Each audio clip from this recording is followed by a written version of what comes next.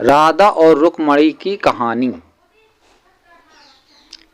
एक रात नींद में श्री कृष्ण के मुख से राधा का नाम निकला। निकट ही सोई रुक्मणी की नींद टूट गई। उसका चित्त अशांत हो गया। सारी रात वह करवट बदलते रही। सुबह सवेरे श्री कृष्ण की नींद खुलते ही रुक्मणी ने पूछा, प्राणनाथ, ऐसा क्या है राधा में जो सोते जागते हर घड़ी आप राधा का नाम जपते हैं?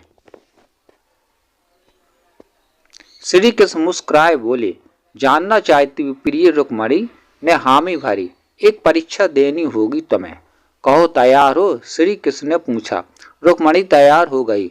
श्री कृष्ण रुक्मणी को लेकर यमुना तट की ओर चल पड़े। राधा को भी संदेश भिजवा दिया। जब तीनों यमुना तट पर पहुंचे तब श्री कृष्ण ने अपना एक केस तोड़ा और उसके द्वारा यमुना के इस पार से लेकर उस पार तक एक महीन पुल बना दिया। उसके बाद श्री कृष्ण ने यमुना से 2 मटकी भरी, एक मटकी रुक्मणी को दी, एक राधा को, और बोले, मेरे प्रेम का स्मरण करते हुए मटकी पुल के पार पहुंचा दो। रुक्मणी मटकी लेकर पुल पर चलने लगी।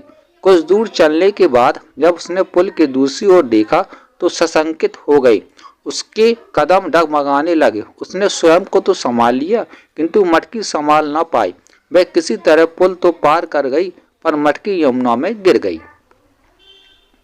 जब राधा की बारी आई तो मटकी लेकर बड़ी सहजता से वो पुल पार कर गई। यह देख रुक्मणी चकित हुई। उसने राधा से पूछा, बहन, ऐसा क्या था तुम्हारे प्रेम में जो तुम मटकी लेकर यमुना पार कर गई? राधा ने उत्तर दिया, बहन, मैंने कहा यमुना पार किया।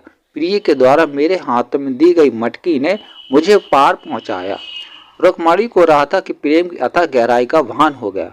समर्पण प्रेम का मूल है। जहाँ समर्पण है वहाँ पूर्ण विश्वास है, शंका का कोई चिन्ह नहीं। राधा का श्री कृष्ण के प्रति पूर्ण समर्पण भाव था। शंका लेस मात्र भी न थी। विश्वास था, प्रिय ने हाथ में मटकी दिए तो पार भी पहुंचाएगा। सीख, प्रेम करें तो पूर्ण समर्पण भाव से करें। अगर आपको स्टोरी पसंद आई हो तो चैनल को लाइक करिए, सब्सक्राइब करिए। Thank you.